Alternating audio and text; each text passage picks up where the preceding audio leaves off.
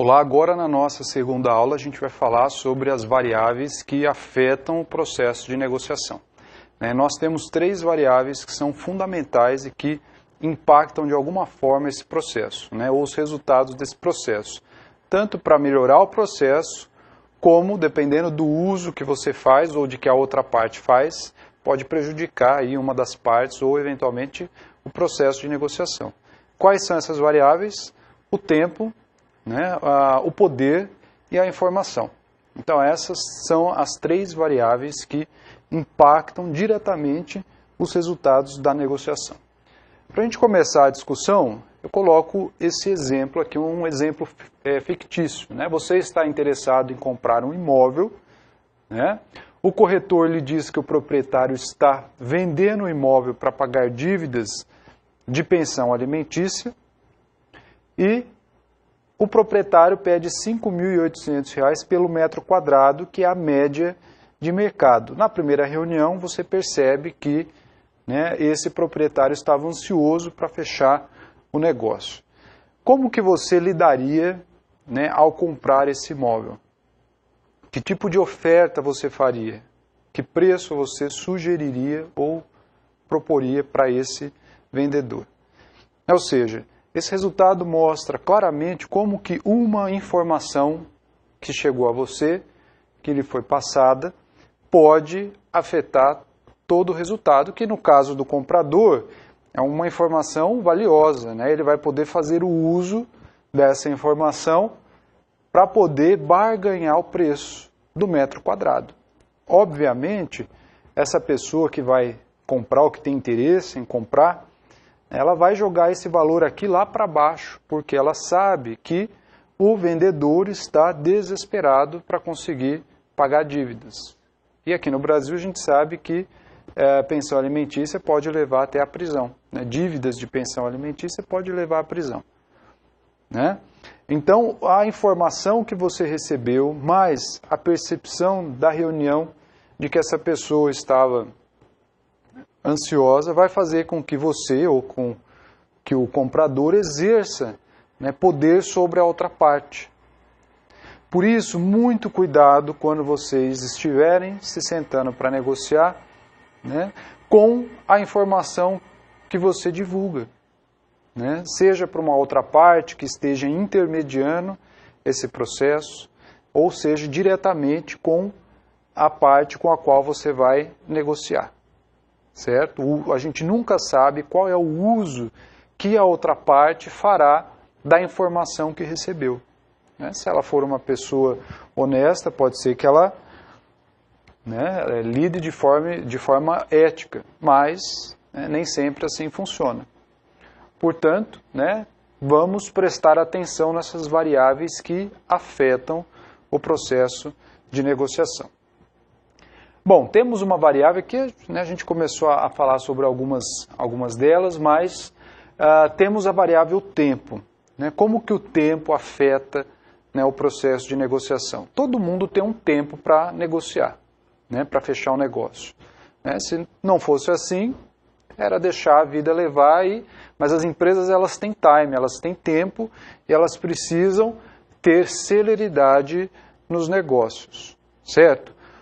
Porém, isso não significa que ela deve agir de forma precipitada e fechar negócios sem analisar, sem planejar os resultados daquele processo, sem se certificar de que aquela ação, aquela decisão, ela vai ter validade com os resultados daquela negociação. Portanto, tenha paciência, não se precipite. Às vezes, dependendo da pessoa que você coloca para negociar, se for uma pessoa ansiosa, ela pode tomar decisões precipitadas. E isso geralmente não leva a um resultado satisfatório em termos de negociação. Ações precipitadas são válidas somente quando existem informações que subsidiem a ação. Por exemplo, você está tomando uma decisão rápida, sem pensar muito, sem muita reflexão, porque você tem algum tipo de informação que, de alguma forma, te assegura que aquela decisão que você tomou é uma boa decisão.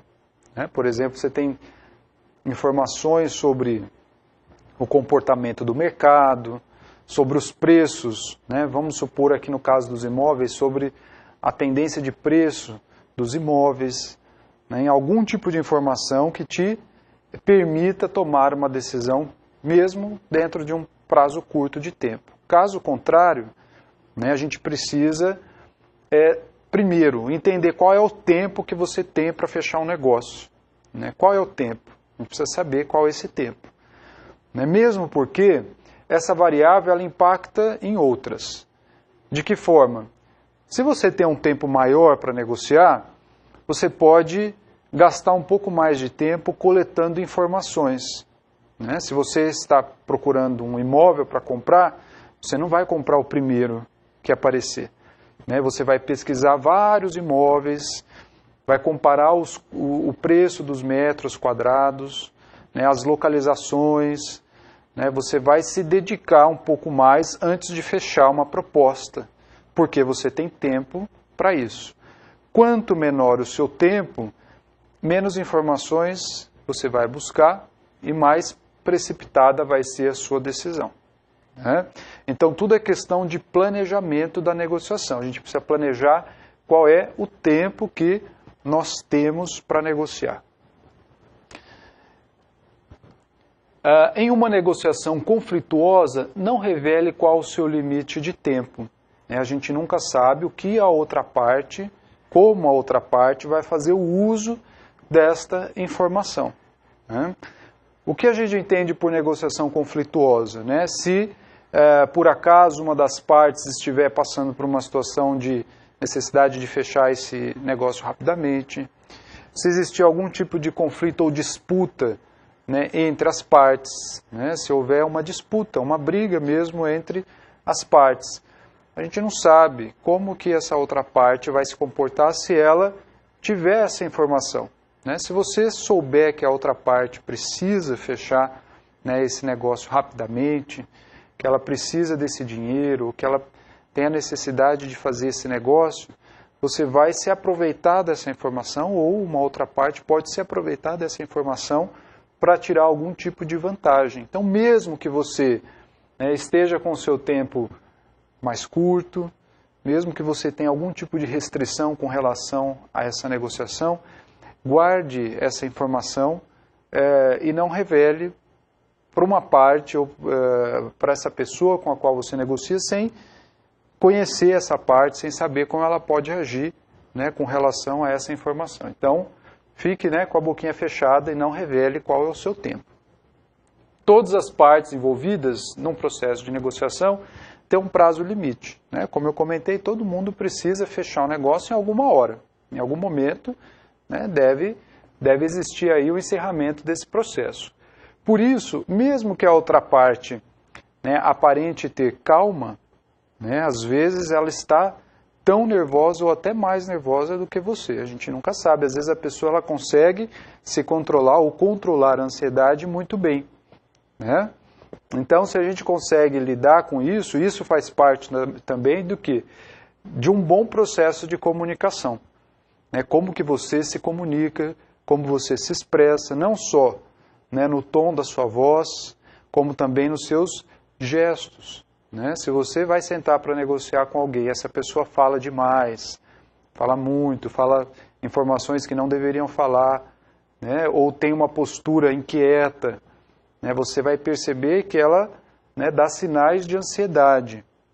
Né? E você pode tentar compreender o que significa isso. Será que ela está com pressa para fechar um negócio? Será que ela quer vender isso rapidamente? Será que eu posso jogar um preço lá embaixo, já que ela aparentemente se mostra ansiosa e nervosa? Né? Então a gente precisa prestar muita atenção, né, nos comportamentos, nos gestos, na fala. Né? Então isso faz parte do jogo. Né? Você controlar a ansiedade e mostrar uma calma, mesmo que seja aparente, para que a outra parte também, né, fique na expectativa de que aquela negociação, né, ela precisa ser feita dentro, né, de um prazo adequado, que as duas partes consigam aí, né, trocar essas informações e fechar um acordo bem sucedido para todas as partes. A informação, né? Por que informação é importante? Veja só, quanto mais informações você conseguir levantar, que tipo de informações? Né? Você vai sentar para negociar com, né, por exemplo, uma empresa que vai te fornecer um produto, né, ou, enfim.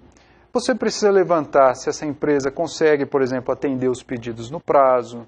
Você vai querer informações, né, se ela consegue fazer alterações nesse produto. Você vai querer informações, né, se o padrão de qualidade que ela oferece atende aos requisitos da empresa. Né? Então você tem uma série de informações, quais são os outros clientes. Você pode eventualmente ligar para esses clientes e perguntar da empresa se a empresa é boa, se ela entrega dentro dos prazos, se ela tem qualidade.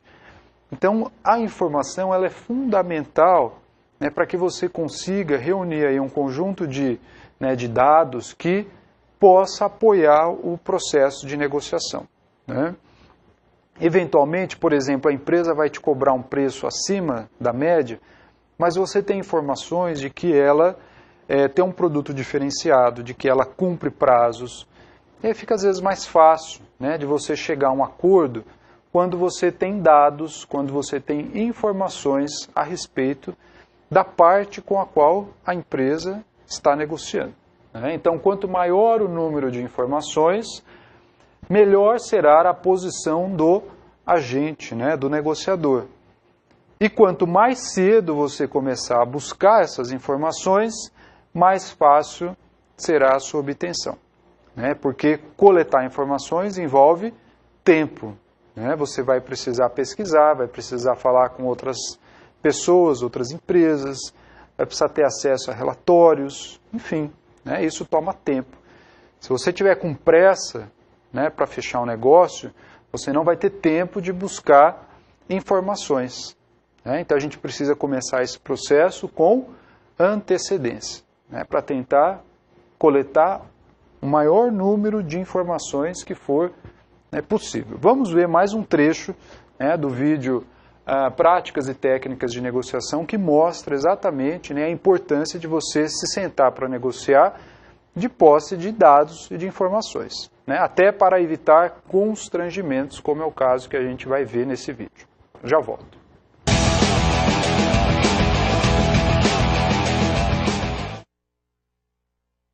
Posição inferior. Antes de se sentar para negociar, estude a situação da sua empresa e da empresa com quem você vai negociar. Se essas empresas já fazem negócio, reveja os contratos, os relacionamentos, as queixas desse cliente ou fornecedor, o que a sua empresa fez de errado e o que ela fez para corrigir os erros, a situação do mercado, dados do concorrente. Aqui, quanto mais informação pertinente, melhor. Essa proposta que você está me fazendo é interessante. O problema é que vocês nunca entregam a mercadoria no prazo e dessa forma eu posso acabar tendo um tremendo prejuízo. Que isso? A gente é super pontual nas entregas. Entrega do dia 7 de abril foi no dia 20. A do dia 8 de maio foi dia 22. A do dia 7 de junho, a entrega foi no dia 15. Você quer que eu continue? Ser pego em uma situação assim é embaraçoso e fica difícil tentar levar a negociação adiante. Esteja sempre muito bem preparado para uma negociação. Essa proposta que você está me fazendo é interessante. O problema é que vocês nunca entregam a mercadoria no prazo e dessa forma eu posso acabar tendo um tremendo prejuízo. É verdade. A gente andou tendo muitos problemas com as entregas. Mas sabendo que com esse novo formato, um atraso poderia trazer prejuízos, aqui está o relatório das medidas que já foram tomadas para que isso não aconteça mais.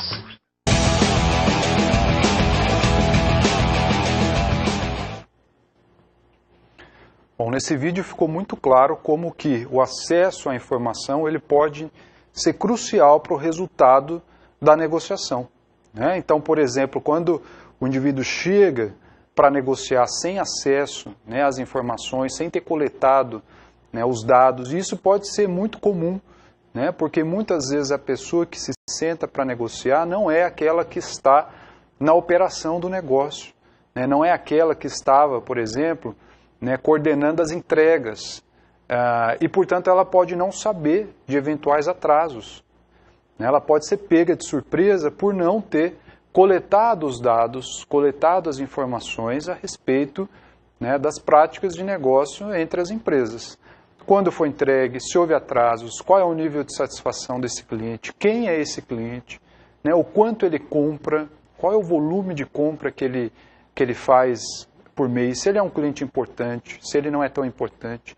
Então, esses dados, né, coletar essas informações, e nesse caso aqui a gente está falando de uma renegociação, né, é fundamental. No segundo exemplo, né, é totalmente diferente. Né, o indivíduo chega com dados, não, nós erramos, e assumir o erro pode ser muito importante, eu acho que é até melhor do que você omitir, né, ou fingir que nada está acontecendo. Ele admite os erros, mas já chega com um conjunto de propostas, um conjunto de soluções, né, já para negociar com base nas mudanças que serão realizadas para atender aquele pedido, ou para que a empresa possa assumir uma postura aí melhor na sua relação comercial com a contratante. Né? Então, esses dados são fundamentais e o negociador precisa coletar esses dados, ainda que ele não esteja envolvido na operação, né, do negócio. Então, prestem atenção, né, com relação a isso. Poder. Poder é uma outra variável muito importante, né, no processo de negociação e que pode afetar também os resultados. Né? Então, a gente falou sobre o tempo, a gente falou sobre a informação e estamos agora falando sobre a terceira variável, que é o poder. Antes de falar como que o poder afeta a negociação, a gente precisa entender o que é o poder. Né? O poder é a capacidade que um indivíduo tem de afetar ou de influenciar o comportamento de outros indivíduos, de outras partes, para fazer algo que, ou que ela não queira, ou algo que você gostaria que ela fizesse. Né? Quando a gente consegue fazer isso, e há diversas formas para você influenciar o comportamento de outra pessoa, você pode exercer isso para conseguir obter resultados. Né? Então, se você lidera uma equipe, né, se você é um líder de equipe, um coordenador, um gerente, o tempo todo você está fazendo isso, exercendo poder, né, para que as pessoas façam ou atinjam aqueles objetivos que, né, a empresa precisa, ou que a sua área precisa atingir. E isso nada mais é do que, né, uma combinação de técnicas de liderança, com técnicas de motivação e, eventualmente, o uso do poder para que você consiga atingir isso. Tem que se tomar muito cuidado com o uso do poder, porque você pode tanto utilizar isso de forma benéfica, quanto também de forma perversa. Você utilizar o poder, e a gente vai falar sobre as diversas situações, né, classificações para o uso do poder, você utilizar isso de forma perversa, além de você fazer alguns inimigos, né, você vai estragar um processo de negociação, você vai deteriorar as relações com as pessoas, com as partes, né, porque você não está fazendo um uso benéfico do poder. Né, você está fazendo um uso perverso, ruim do poder para influenciar o comportamento, né, de outras pessoas. Antes disso, né, é importante deixar claro que poder não significa que, né, a empresa ou a pessoa vai ter uma negociação bem-sucedida. Né, existe um mito de que sem poder você não consegue negociar. Né? Então isso não é verdade. Para algumas culturas é importante. Né? Por exemplo,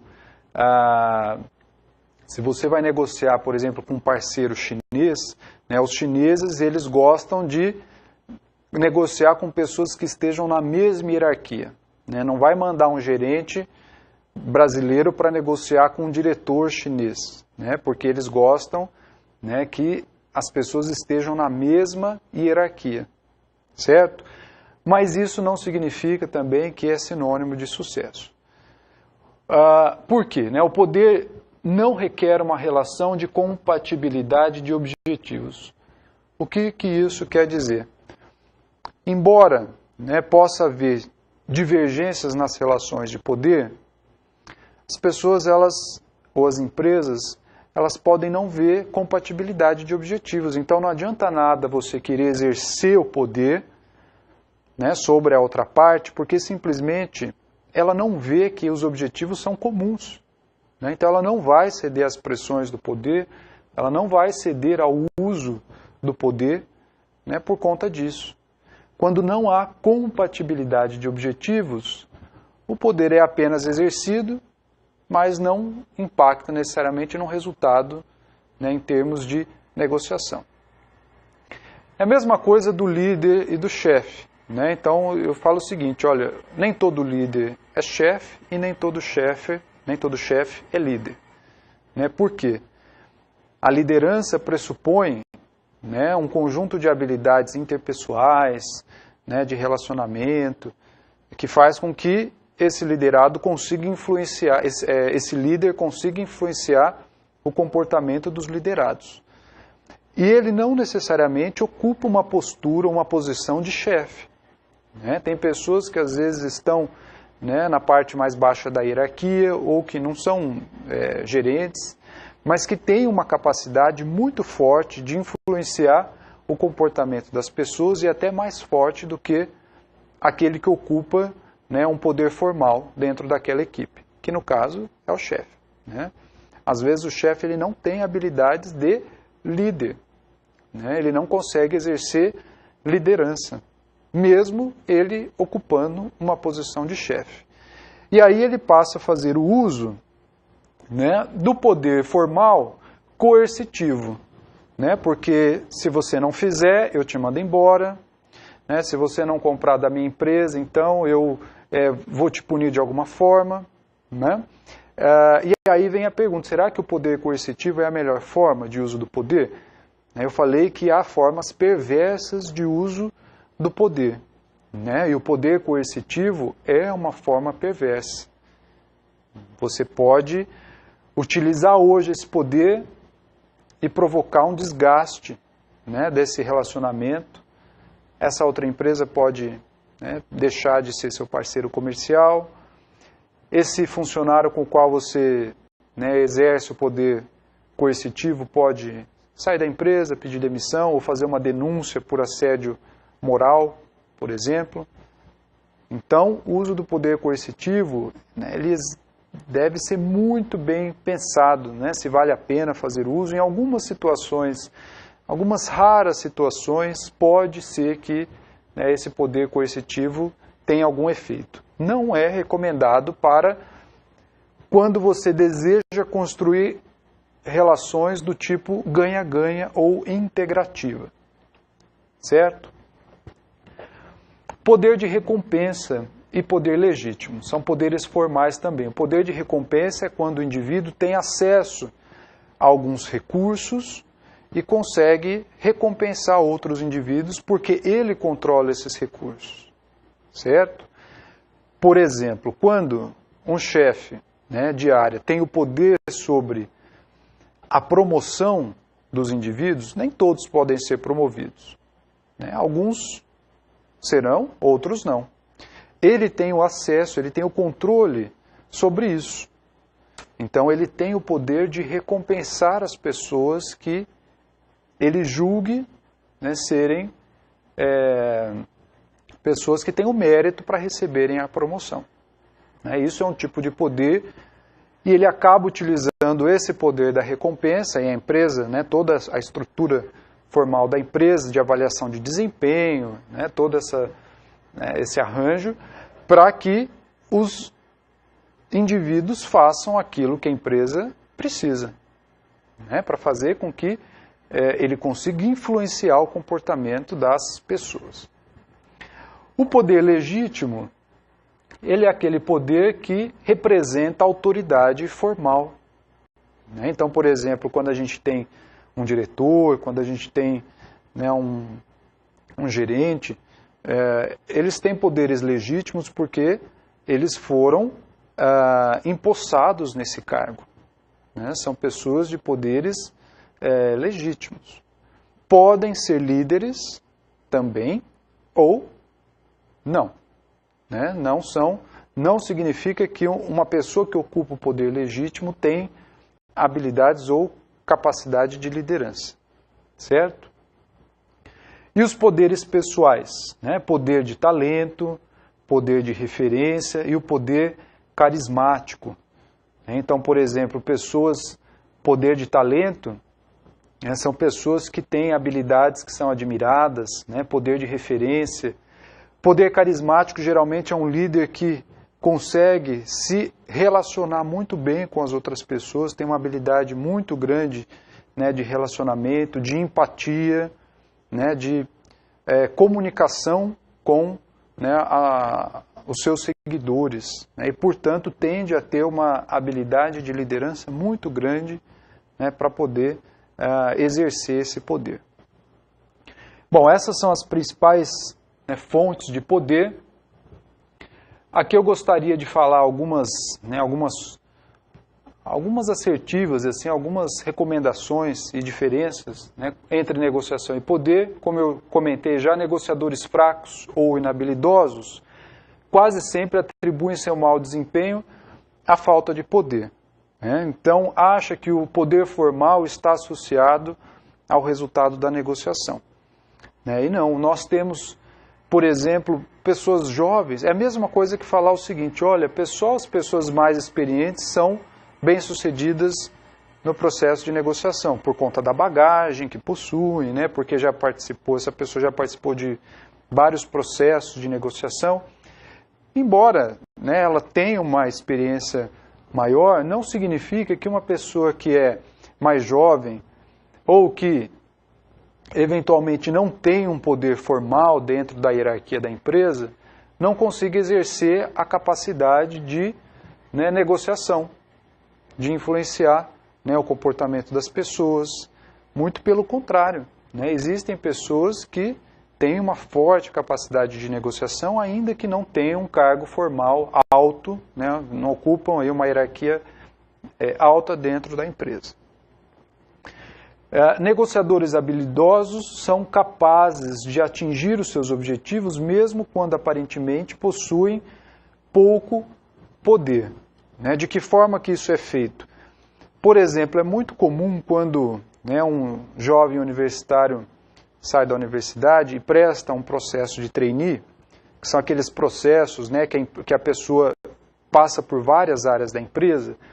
É muito comum que esses jovens eles sejam atribuídos projetos para esses indivíduos. Né? E é muito comum a gente ouvir falar, né, desses jovens que eles precisaram, por exemplo, mobilizar outras pessoas da empresa para fazer uma mudança dentro de um processo, para melhorar um processo. E aí, mesmo chegando na empresa há pouco tempo, sem ter uma posição de destaque dentro da hierarquia, né, o que a empresa quer observar, né, se esse indivíduo ele tem a capacidade de se articular, de se relacionar, né, com essas outras pessoas para fazer com que elas mudem algum processo, que elas melhorem alguma situação. Né. Isso é exatamente, né, um processo de negociação entre o indivíduo jovem que acabou de entrar na empresa e, por exemplo, uma equipe que está lá trabalhando já há anos, né, e falar, poxa, o que esse rapaz que acabou de entrar aqui, novo, tá querendo dar palpites, mas não é a forma como ele se relaciona, né, que vai fazer com que essas pessoas aí se engajem, né, nesse processo. Né, os poderes pessoais ainda tem o poder da moralidade relacionado com os valores, né, morais. Às vezes você admira uma pessoa por conta, né, dos valores morais, dos padrões éticos, né, que ela possui.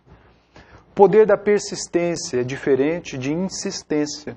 Né? Então, se você está negociando e fica insistindo, né, com aquela parte, é diferente, né, persistência de insistência. Persistência é perseverar, né, perseverança para atingir os objetivos. Tentar encontrar soluções que agradem as partes. Tentar encontrar outras alternativas, ao invés de você ficar impondo, né, uma única solução para outra parte, ficar insistindo nisso. Né? Isso é muito deselegante. Poder da atitude, ações ou decisões que determinam o comportamento, né? A forma como a pessoa exerce esse comportamento, além daqueles outros poderes formais, aliás, poderes pessoais que nós, né, já havíamos apresentado. Com isso, a gente encerra, né, as fontes de poder, né, e eu gostaria de encerrar isso pedindo para que vocês observem aqueles poderes que levam, né, ou que existe uma tendência de levar ao ganha-ganha, de poderes que pode levar a um ganha-perde e, eventualmente, aí, prejudicar o resultado da negociação. Certo? A gente encerra aqui e eu volto na atividade.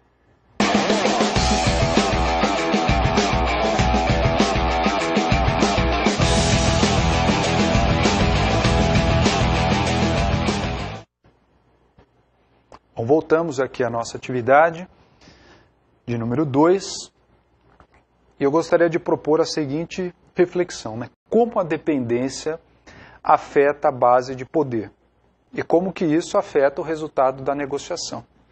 O que faz com que uma parte, um indivíduo, seja mais ou menos dependente, né, de uma outra parte.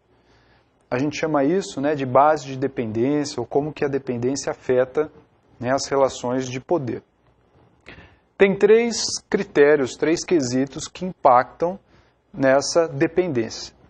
O primeiro deles é a importância que as pessoas dão aos fatores que estão sendo negociados. Será que esses fatores são muito importantes para essa parte? São pouco importantes? Quanto mais importante, né, quanto mais importância for dada a esses determinados fatores, maior será o poder exercido que esse fator vai proporcionar. Por exemplo, voltando até ao caso lá dos recursos que um chefe controla, né, inclusive as promoções.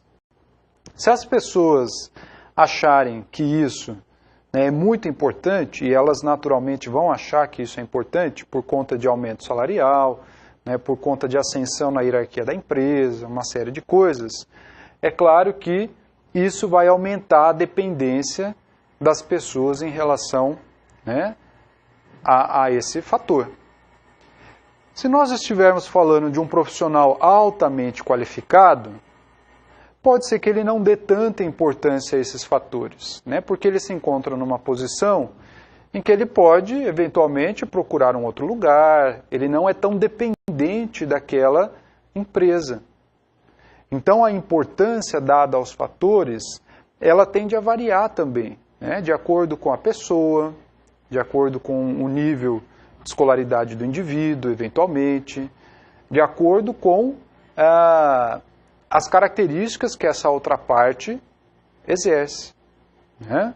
Então, a gente precisa entender, quando a gente estiver negociando, né, quem é essa outra parte e o que ele considera importante. Porque o que pode ser importante para um, pode não ser importante para outro, né? Então, a gente precisa entender o que é considerado como importante para essa parte que a gente negocia.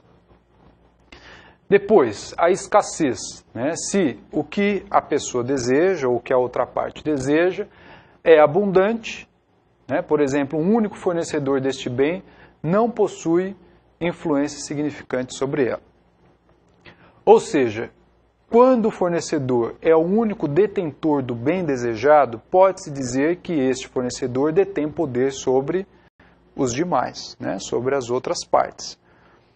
Então, quanto maior é a escassez, né, uma única parte controlando, né, os recursos são escassos, né, maior é o poder que esse indivíduo vai exercer sobre os demais. E depois, a não substituição. O que isso significa? Dá para substituir ou não aquele fator. Quanto menos substitutos o recurso tiver, maior será o poder que os detentores do recurso terão.